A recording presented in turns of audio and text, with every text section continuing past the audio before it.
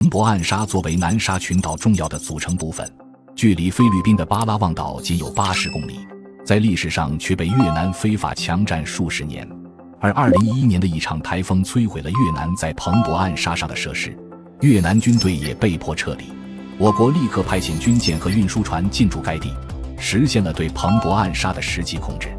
彭博暗沙究竟是一处怎样的岛礁？现在的彭博暗沙又获得了哪些建设成果呢？今天我们就跟随视频一起了解一下，在观看的时候不要忘记点赞加关注。彭博暗沙，南海争端中的关键岛礁之一。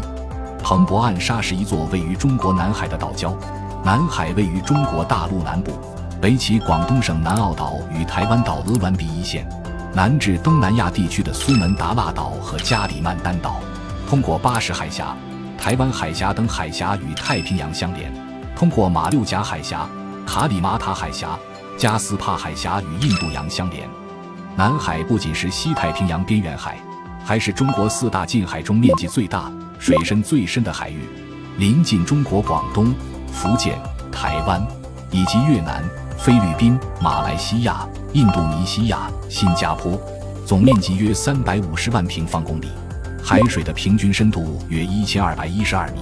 海域内分布着南沙群岛、中沙群岛、西沙群岛、东沙群岛等，共计252个岛礁。彭博暗沙位于南沙群岛东北部，属海南省三沙市管辖，南临建长礁，西靠仙滨礁，东距菲律宾巴拉望岛约80公里，紧邻南沙海槽与巴拉望水道，为太平洋与印度洋航运的关键节点。彭博暗沙是一个直径约2公里的椭圆形封闭环礁，总面积约2.9平方公里。自汉代起，中国渔民便在南海海域进行捕鱼、采珊瑚等活动。更部部中记载，中国渔民将彭博暗沙礁盘东北端的岩石命名为以心石或马祖岩。1800年，英国军舰擅自进入南海海域，对彭博暗沙等岛礁进行非法测绘与命名。1895年，德国商船博罗纳号在该海域失事，彭博暗沙在西方航海界得到了命名，并被纳入国际航海图。1947年，国民政府收复南海诸岛主权后，将该岛礁的名称规范为彭博暗沙。新中国成立后也沿用了彭博暗沙这一名称，进一步确认了归属权。1970年代，台风等自然灾害迫使中国渔民和驻守人员撤离，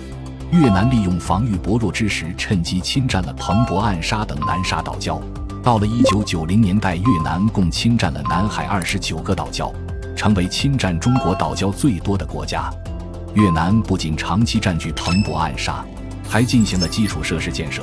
然而在2011年，一场台风袭击了彭博暗沙，越南在岛上建造的设施被严重破坏。中国趁越南撤离时，派遣船只赶赴彭博暗沙，运输了大量建筑材料，并重新竖起中国国旗，